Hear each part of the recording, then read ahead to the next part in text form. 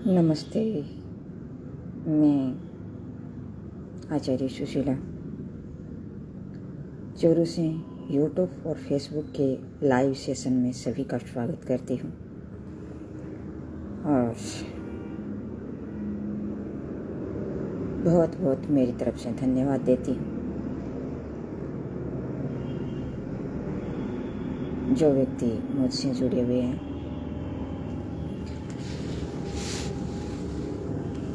हम जिस व्यक्ति से जुड़ते हैं उसे हमें कुछ न कुछ सीखने को मिलता है। तो इस जीवन में, इस जीवन रूपी नैया में, इस जीवन जीने के इस ढर्रे में, जीवन जीने के इस तरीके में, इस रोज़मर्रा की ज़िंदगी में हमें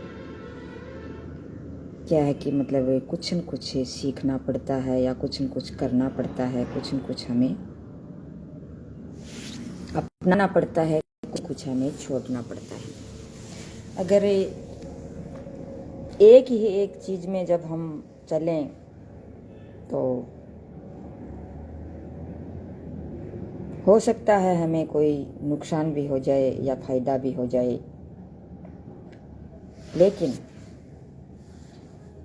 मेन चीज़ इसमें क्या है कि ईश्वर ने हमें जीवन दिया है, तो इस जीवन को जीने का हमें एक सलीका भी दिया है। अपने जीवन को, खुद को जीने का एक तरीका भी दिया है। खुद को जीना आना भी चाहिए। और मेन इसमें क्या है कि अपने आप को बचाना, अपने आप को जीना, अपने आत्मा पर काम करना चाहिए। अपनी आत्मा से कोई भी काम हम करते हैं तो उसे हमें फ़ायदा ही मिलता है। तो ये अपनी आत्मा के अनुसार जब हम कोई काम करते हैं तो एक हमें संतुष्टि मिलती है, हमें संतुष्टिपूर्ण जीवन मिलता है। तो मैं किसी के ऊपर दबाव भी नहीं लगाना चाहती, लेकिन कहना भी चाहती हूँ, क्योंकि सब अपनी अपनी थॉट के अनुसार जीते हैं, अपने अपने अनुसार जीते हैं।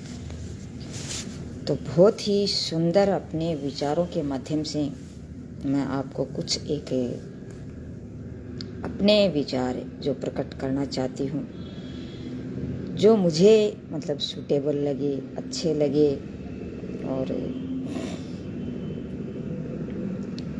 और यही होता है कि मतलब अपने आत्मा को बचाना बहुत ज़रूरी होता है। अगर अपनी आत्मा को अगर कोई ठेस पहुंचती है तो चाहे किसी प्रकार की कोई समस्या हो, दिक्कत आए, तो वो उसे हमें मंजूर कर लेनी चाहिए अपनी आत्मा को बचाने के लिए। तो सबसे बड़ी बात यह है कि अपने भीतर से जीना शुरू कर दें, अपने अंदर से जीना शुरू कर दें। असली जीवन भीतर से जिया जाता है, बाहर के अनुकरण से नहीं। बाहर का अनुकरण करोगे तो सब कुछ गवा दोगे। बाहर का अनुकरण करने से हम सब कुछ गंवा देते हैं। बाहर इतने लोग हैं, न मालूम कितने कितने प्रकार के लोग हैं। उनके अनुसार अगर करोगी तो कोई कहता है कि ऐसे घर में एक ऐसे करना है, वैसे करना है, ये करना है, वो करना है। नहीं। जैसे एक बच्चा था, एक घर में जो मेहमान के रूप में आया था, दो चार साल से, 5 साल से, इस प्रकार से। कि पहले के जो ऋषि महर्षि हुआ करते थे, या मतलब सुलझे हुए परिवार में होता है, जिसके बच्चे का 4-5 वर्ष में जिसका पालन पोषण अच्छा किया है, वैसे बच्चे हैं वो मतलब टैलेंटेड होते हैं। तो वैसा ही कोई टैलेंटेड एक बच्चा था। उस बच्चे से पूछा गया कि आप बड़ा होकर के क्या करना चाहते हो। तो उसने कहा कि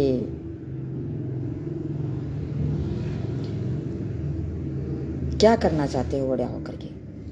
तो उन्होंने कहा कि जब बड़ा होऊंगा तब तक तो मैं पागल हो जाऊंगा। तो उसने कहा कि मैंने सब बच्चों से पूछा है,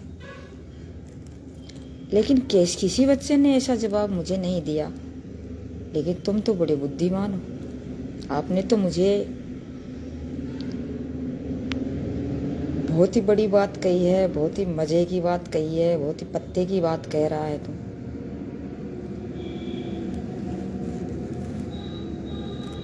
क्या तू पागल हो जाएगा? तो तू पागल होना चाहता है? तो बच्चे ने कहा, नहीं, मैं पागल नहीं होना चाहता, लेकिन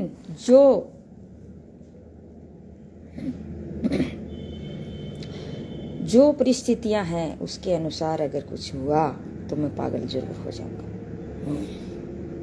होना नहीं चाहता मैं पागल, लेकिन हो जाऊंगा। क्योंकि फिर उसने एक उदाहरण दिए, दृष्टांत दिए। कहा, माँ चाहती है मैं डॉक्टर बनूं, पिता चाहता है मैं इंजीनियर बनूं, और चाचा चाहता है, काका चाहता है कि मैं संगीतज्ञ बनूं, क्योंकि वो हारमोनियम बजाता है। तो वो सोचता है कि भाई मैं हारमोनियम बजाता हूँ तो ये संगीतज्ञ बने, ताकि मतलब मेरी ये चर्चा प्रचार, ये मेरा व्यवहार है, मेरा ये चले, मैं आगे बढ़ूँ इस प्रकार से। बड़ा भाई चाहता है कि क्रिकेटर बनूं, क्योंकि वो क्रिकेटर है, क्रिकेट में काम करता है, क्रिकेट में सब कुछ है उसका।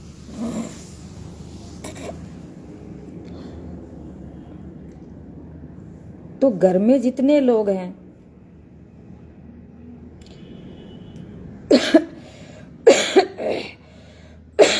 सब कहते हैं कि तू वो बने तो वो बने, और मैं ये बनूं और मैं वो बनूं।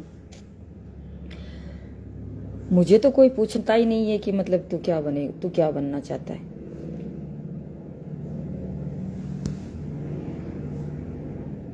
तो मुझे तो ये लगता है कि मैं पागल हो जाऊंगा। सब अपने अपने हिसाब से करवाएंगे।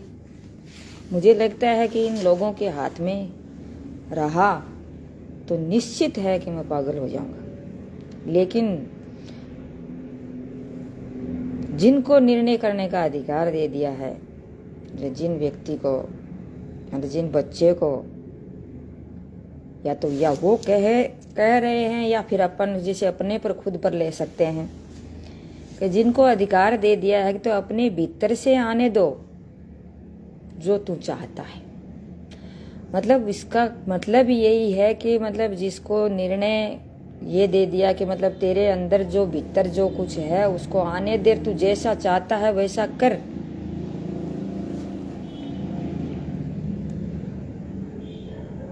उसके लिए चाहे कोई भी कीमत चुकानी पड़े, चाहे प्राण ही न जाए, तो जाते वक्त प्राणों में एक संतोष तो होगा कि मैं करना चाहता था वो किया, मैंने अपने को बेचा तो नहीं, अपनी आत्मा को बाजार में रखा तो नहीं, मैंने समझौते तो नहीं किए। उसके मन में, उसके प्राणों में, उसके प्राण ये कहेंगे, कि प्राण हमारे जीवन का एक आधार है। जब हमारा प्राण हम अंदर रहता है तो हमें मतलब जीवित मानते हैं, और हमें इस दुनिया में फिरने के लिए, घूमने के लिए सब कुछ होता है। लेकिन जब ये प्राण नष्ट हो जाते हैं तो कि चलो इसको जल्दी से कफन पहनाओ और इसको समाप्त करो, इसको अंतिम संस्कार करो इसका। तो वो प्राण कहता है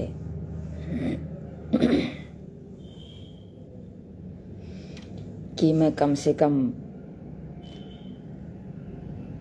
मुझे संतोष होगा कि मैं चाह रहा था वो करा, मैंने अपने को बेचा नहीं, अपनी आत्मा को बाजार में रखा नहीं और मैंने समझौते नहीं किए। तो मैं सोच रहा है लास्ट स्टेज में, जैसे मतलब ये सोच रहा है कि मैं मर रहा हूँ, वही करते मर रहा हूँ जो मैंने करना चाहा, जो मैं करना चाहता हूँ। तुम्हारे प्राणों में वैसा ही संतोष होगा जैसा संतोष सुकरात को हो रहा था जहर पीते वक्त, जैसा मंशूर को हो रहा था गर्दन काटते वक्त, जैसा जीसस को हो रहा था शूले पे चढ़ते वक्त। संतोष, परम संतोष, मैंने जो चाहा वो किया। तो अपने मन में ये संतोष तो कम से कम होगा, शांति तो मिलेगी। जितना मैंने चाहा, जितना मैंने कुछ किया, मैं करना चाहता था वैसे मैंने किया, तो आत्मा संतुष्ट होगी। किसी भी कीमत पर समझौते नहीं किया। इस जगत में परम तृप्ति उनको होती है जो समझौते नहीं करते, जो भीतर से बाहर की तरफ जीते हैं, अपने अंदर से और बाहर की तरफ जीते हैं। आत्मा जो कहती है उसके अनुसार करते हैं। तो जो करना चाहते हो वही करो। मैं तुम्हें ये नहीं कहती कि वो सही है या गलत है, उसका निर्णय भी तुम्ही अंतरात्मा को ही करना है। उसका निर्णय भी बाहर से नहीं लेना है। कौन निर्णय करेगा क्या सही है क्या गलत है?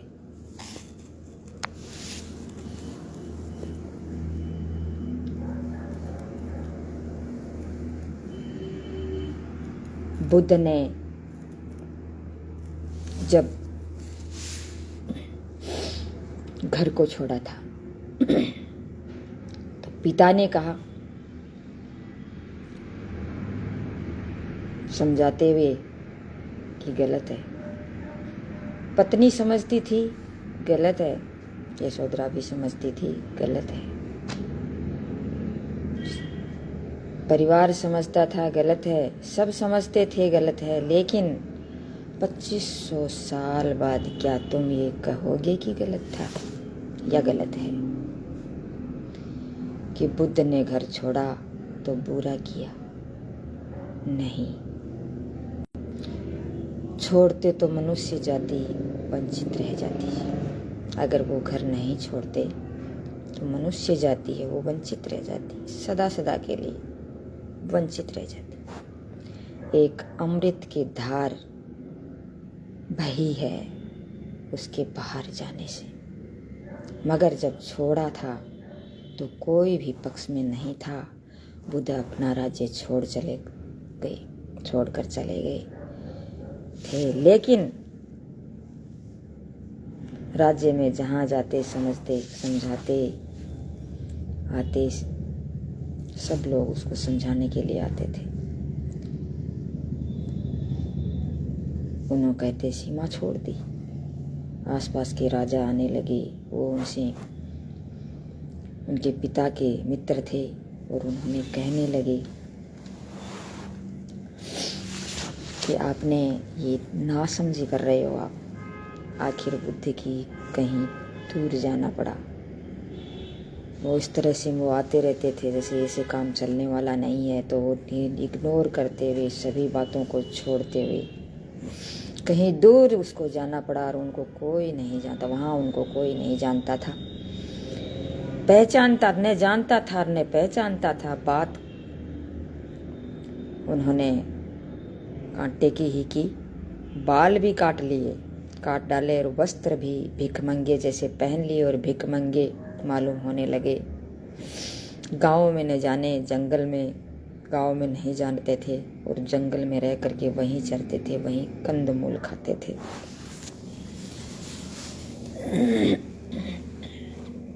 अंतरात्मा से आवाज उठी थी कि सत्य की खोज जाने बिना नहीं मरना है।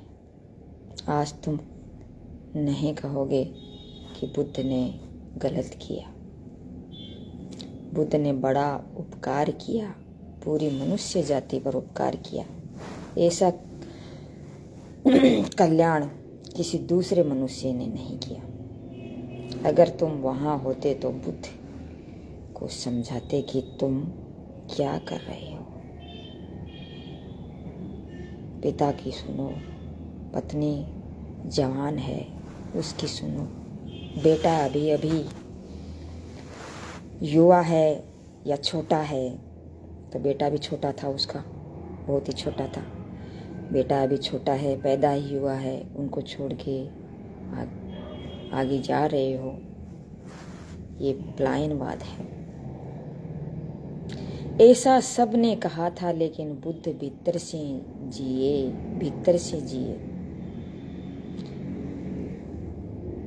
और इसलिए उन्होंने महिमा प्रकट की, गरिमा प्रकट की, और एक महिमा प्रकट हुई, एक गरिमा प्रकट हुई। सुकरात को समझदार लोगों ने समझाया था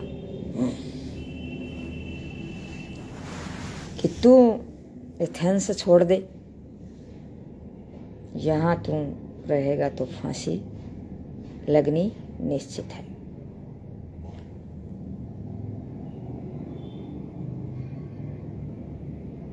तू कहीं और चला जा। लेकिन सुकरात ने एथेंस को नहीं छोड़ा।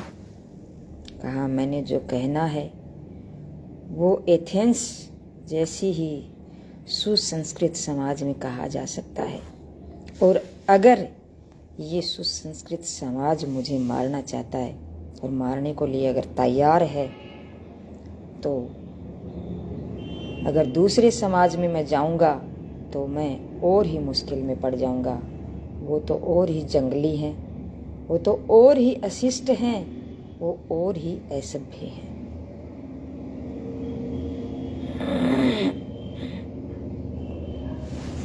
तो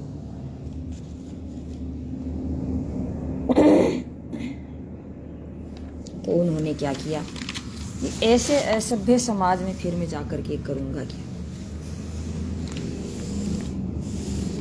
और मुझे जो कहना है वो यहाँ बहुत थोड़े लोग समझते हैं, कम लोग समझते हैं, बहुत कम लोग समझने वाले हैं। तो मौत तो आनी ही है, सो आएगी। अगर मैं आपकी अपनी बात कह कर जाऊंगा, कोई सुन लेगा, कोई समझ लेगा,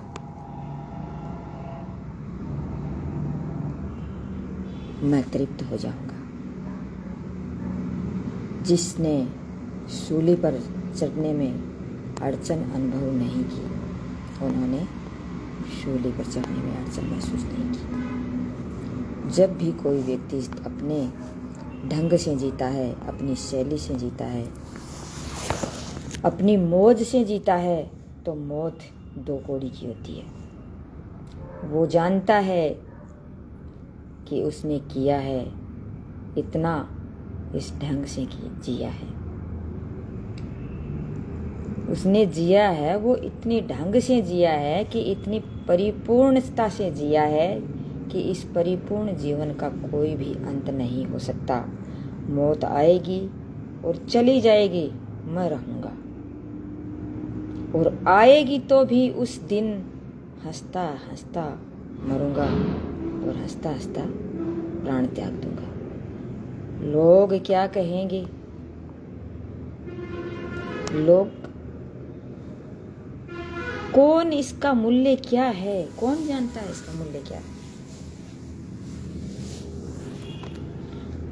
उनकी खुद की आत्मवत्ता क्या है। हजार मूढ़ ताली पीट करके तुम्हारा स्वागत करें, तुम उसके लिए राजी होगे। मतलब को आप अपनी आत्मा को छोड़ करके, अगर कोई मूर्ख व्यक्ति अगर आपका ताली पीट कर अगर स्वागत भी करते हैं, तो वो किसी काम का नहीं है। एक बुद्ध तुम्हारे सर पर हाथ रख कर तुझे आशीर्वाद दे, तुम क्या चुनोगे?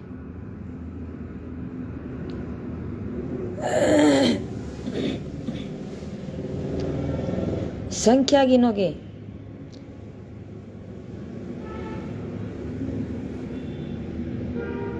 हजार मूलों की अगर संख्या से जियोगे तो पूरी तरह से चुकोगे।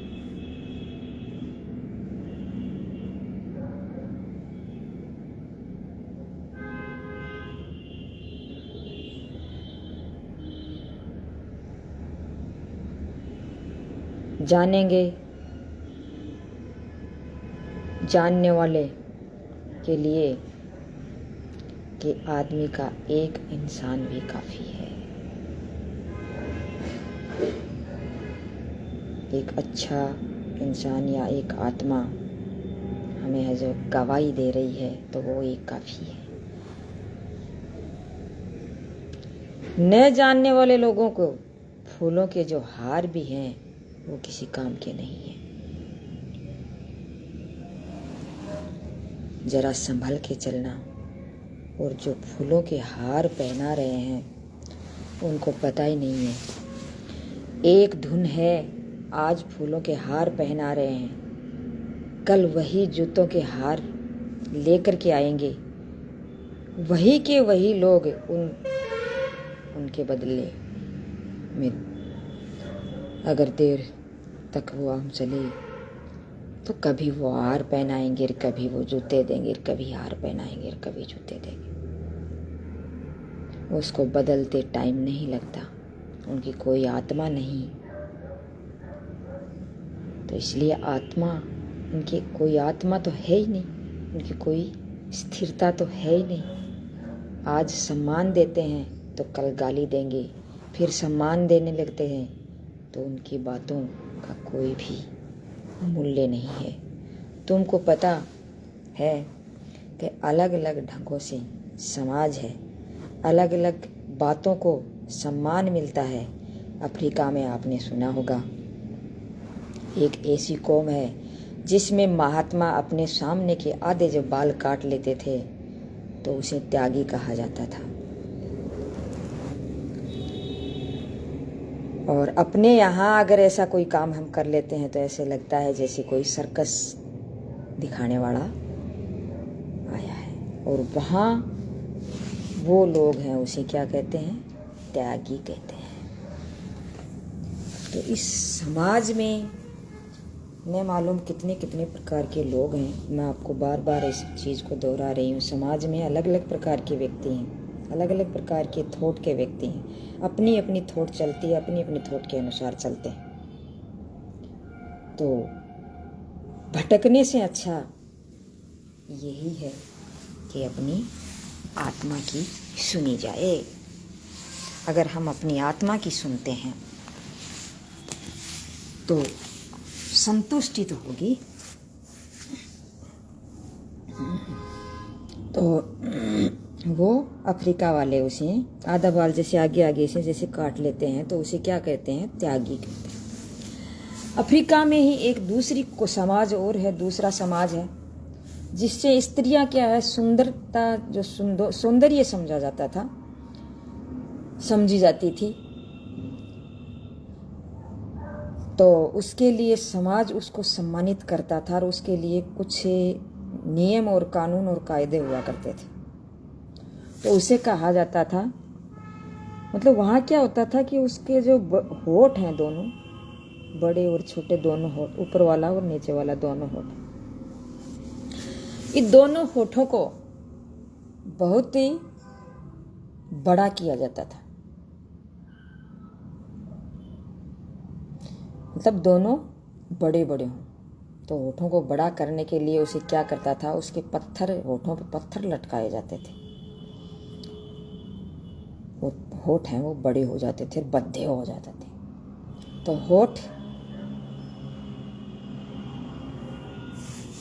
बद्धे होते थे, लेकिन उसको क्या, समाज है हमें सम्मानित करेगा।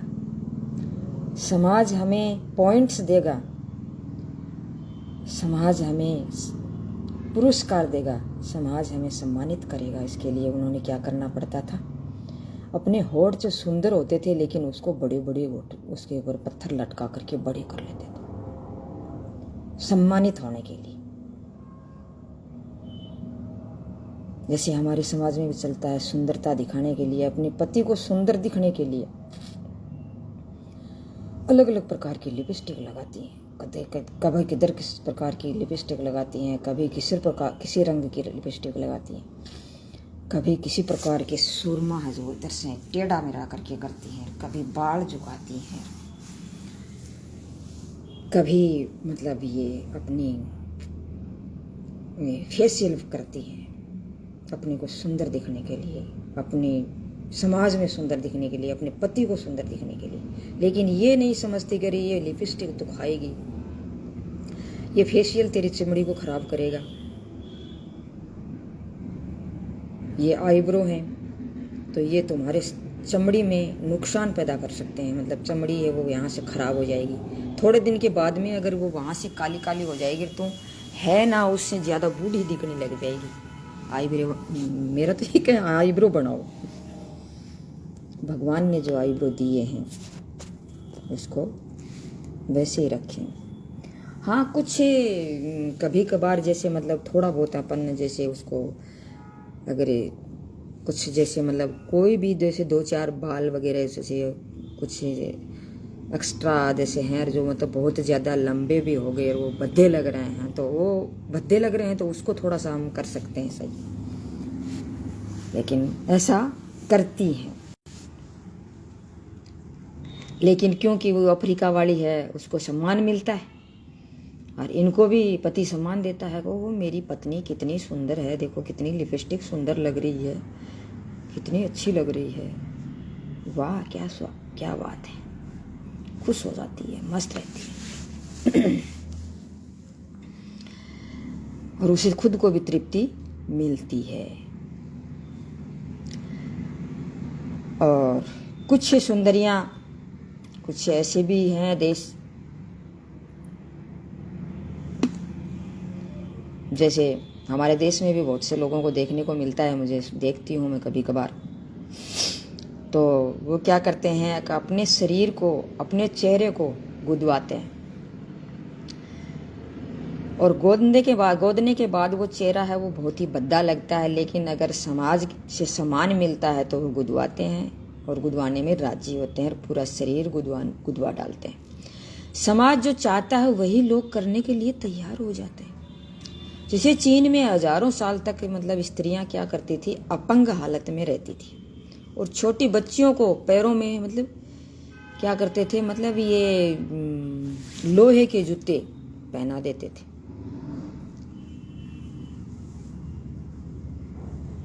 ताकि पैर हैं वो बड़े न हो जाएं। अगर बड़े हो जाएंगे तो अपने पैरों पर खुद चलना शुरू कर देगी वो। देखो कितना अत्याचार।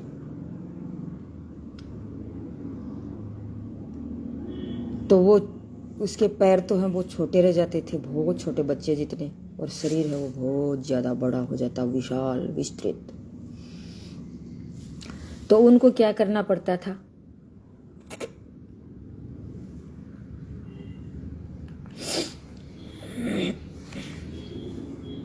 और वो भी क्या था, मतलब उसको पैरों, छोटे पैर को मतलब वो सौंदर्य समझते थे, कुलिंदा समझते थे। जो छोटे पैर रखना सौंदर्य के लक्षण माने जाते थे और वो सच कुलीन होता। उसको सच में 2 स्त्रियों का सहारा लेना पड़ता था, सहारा लेकर चलती थी कि इतना बड़ा विशाल शरीर और इतना छोटा अगर उसके पैर हैं तो उस पैरों पे वो चलती थी तो वो खुद नहीं चल पाती थी, और उसको 2 स्त्रियों का सहारा लेना पड़ता था कि शरीर तो बहुत बड़ा और पैर छोटे छोटे होते थे, तो सहारा लेकर चलना ही पड़ता था। और स्त्रियां राजी भी थी क्योंकि उसका पैर छोटा, उसकी प्रशंसा थी, वो प्रशंसा करवाना चाहती थी, समाज से सम्मान लेना चाहती थी। जो यूरोप में स्त्रियां हैं इसी प्रकार से, जैसे यूरोप में हमने देखी है, सुनी है, देखी तो क्या है, सुनी है कि स्त्रियों में ऊंची ऊंची एड़ियों की चंपल है वो पहनी जाती थी, क्योंकि वो भी उसकी सुंदरता का एक कारण होता था। एड़ियाँ ऊंची ऊंची पहन के चलती थी तो उसे सुंदर माना जाता था, और सौंदर्य का लक्षण माना जाता था, और सुंदरता के लिए वो ऊंची ऊंची जितनी हो सके उतनी एड़ी ऊंची पहनती थी। लेकिन मेरे जैसी अगर कोई औरत हो, स्त्री हो, और ऊंची एड़ी पहन ले तो हाल बेहाल हो जाती हूँ मैं। तो ऊंची एड़ी से क्या है कि मैं तो चला जाता, और ने को बहुत ज़्यादा दिक्कत होती है।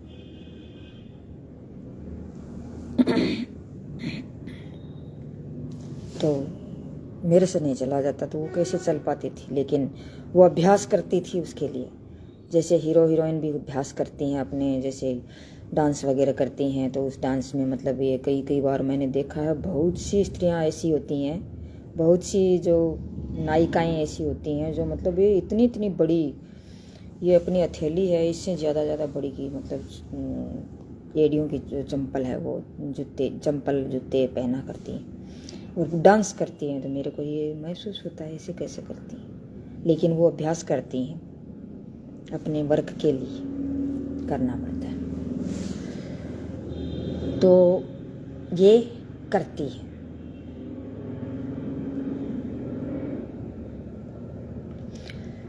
तो जैसे हमारे समाज में भी ये मतलब अपने पति को खुश करने के लिए लिपस्टिक लगाती हैं, फेशियल करती हैं, या समाज को अच्छा दिखने के लिए, या शादी ब्याह में पार्टियों में अच्छे दिखने के लिए करती हैं। तो लेकिन वो हमारे नुकसान का कारण होता है। तो किसी ने किसी से पूछा कि भाई एक बात बता तुम, कि आप अपनी पत्नी को अगर सताना चाहते हो तो आप कैसे सताओगे उसे, क्या तरीका है आपके पास, तो क्या करेगा। तो उन्होंने कहा कि 5000 साड़ी लाऊंगा, या 500 साड़ी लाऊंगा, या 100 साड़ी लाऊंगा, ला करके कमरे में रख दूंगा, एक दर्पण है उसको हटा दूंगा। क्योंकि साड़ी जब बांधते हैं तो साड़ी तो शीशे में देखना तो ज़रूरी होता है। जो मेरे जैसी है उसको तो शीशे की ज़रूरत नहीं पड़ती, वो तो कैसे भी बांध लेती है, जैसे बनती है वैसे, ठीक है, कोई बात नहीं है। क्योंकि ज़्यादा ये अपनी लिपस्टिक विपस्टिक, ये अपना साड़ी पाड़ी, ये ज़्यादा सुंदर दिखना, और ये फेशियल करना, ये मेरे तो बस की बात भी नहीं है, मैं कर भी नहीं सकती, मेरे से नहीं होता।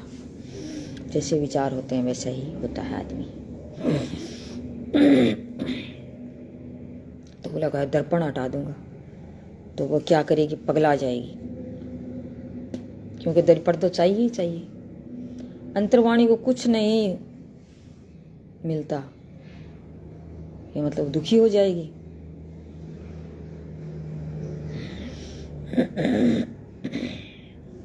लेकिन मैं कहती हूँ आपको कि हमारी अंतरात्मा है उसको कुछ नहीं चाहिए, क्योंकि अंतर्वाणी को परमात्मा सूचना देता है, तुम्हारा असली सद्गुरु तुम्हारे अंदर बैठा है।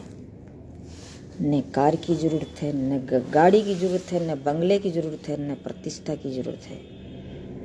तो छोड़ने के लिए तैयार नहीं है लोग, तीन चीज़ों को छोड़ने के लिए तैयार नहीं। सब झूठे सपने हैं, बड़ी कठिनाई है, लेकिन जानते हैं सपनों के अलावा आपके पास कुछ नहीं है। सोचते ना कुछ तो सपना चला जाएगा। कि अगर सपना हम नहीं, हमारे सपने जैसे हम नहीं देखेंगे, हमारा सपना पूरा नहीं होगा, ये सपना आया और ये चला जाएगा। कम से कम हम अपने सपने तो देख रहे हैं, और हमारे पास कुछ नहीं है तो सपने तो देख लें। लेकिन मैं आपको बताती हूँ, बार बार कहती हूँ, जो सपनों से पूर्ण होगा वो परमात्मा को से पूर्ण नहीं हो सकता। इसलिए लोग क्या कहते हैं उसको भूल जाना होगा। चाहे सम्मान हो या प्रतिष्ठा हो, अकेले जीना है। तुम्हें अपने भीतर से अपना मार्ग खोजना है। आवाज़ सुनाई देने लग जाएगी कि तू ठीक कर रहा है। मैं ये नहीं कह रही हूँ कि आप समाज के विपरीत चलो। मैं आपको ये नहीं कहती कि आप समाज के विपरीत चलो, लेकिन मैं तुम्हें ये भी नहीं कह सकती कि महावीर जैसे नग्न होने की बात अगर आती है तो महावीर के जैसे नग्न होने की बात का मतलब यहाँ बहुत से लोग ये समझते हैं कि नग्न होना बता रही है कि मतलब ये हमें नंगे होना पड़े तो नग्न हो जाओ। इस भाव को आपको समझना होगा कि तुम्हें नग्न होना पड़े तो नग्न मत हो जाना है। वो भी नहीं कर सका अगर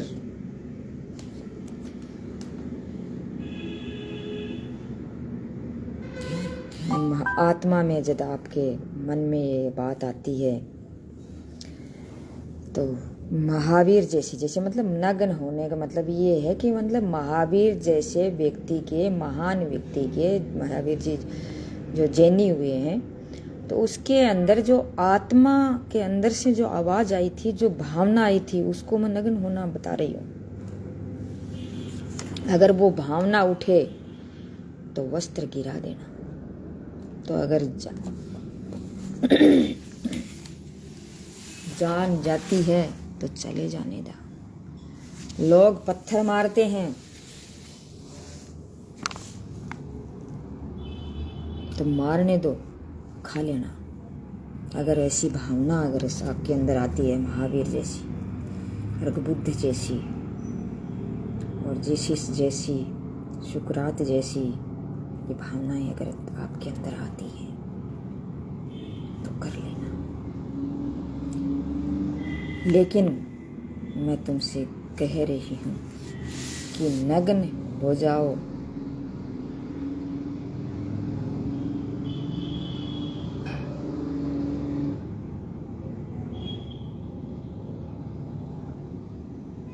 लेकिन ये भावनाएं अपनाओ।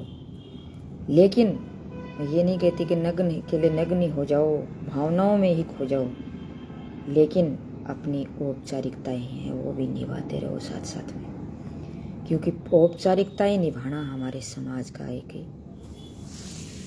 हिस्सा है। जैसे हम अपने घर को चलाना है, या अपने बच्चे का पालन पोषण करना है, या अपने बच्चे को पढ़ाना है, लिखाना है, या अपने बच्चों को आगे करना है, या उसकी शादी ब्याह करना है, करो, निभा देना।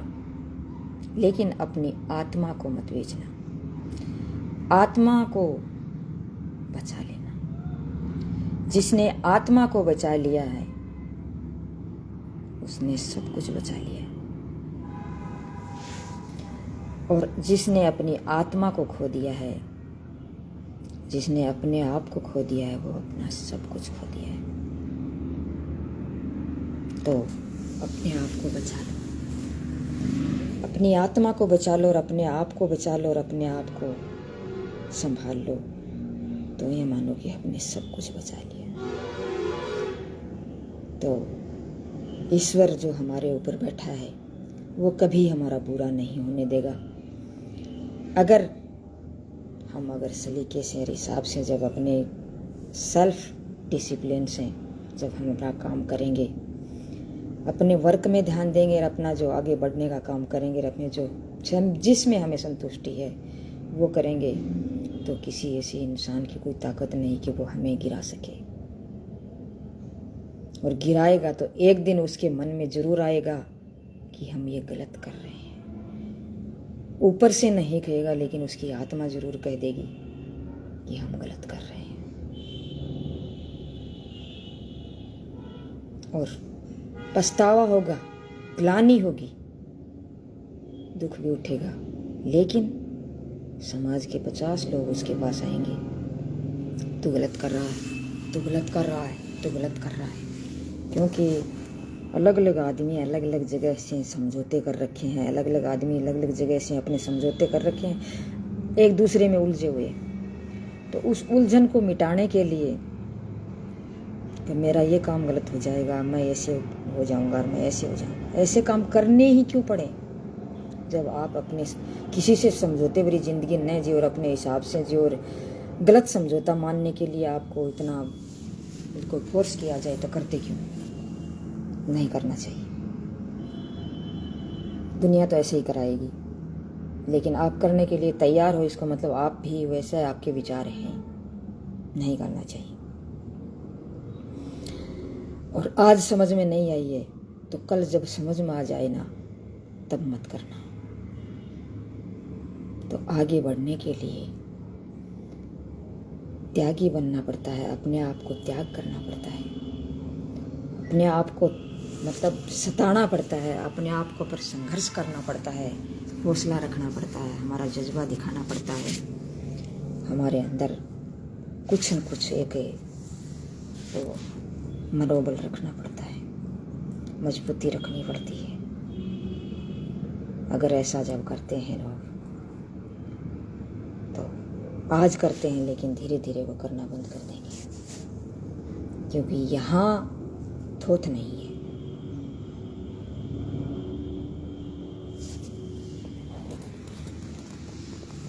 तो अगर वो जैसे मेरे महात्मा बुद्ध जी, महावीर जैन जी, अरस्तु जी, ये सुकरात जी, जो बड़े बड़े जो थीसिस करता रहे हैं, जो एथिक्स के जो भी वक्ता हैं, जानकार हैं, विशेषज्ञ हैं, तो वैसा कभी नहीं करते। और अगर यहाँ धर्म और अधर्म पर चर्चा हो रही है,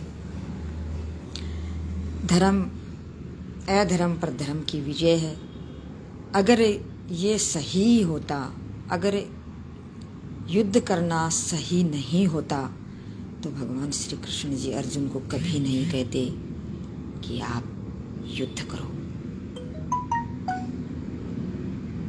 तो युद्ध के लिए,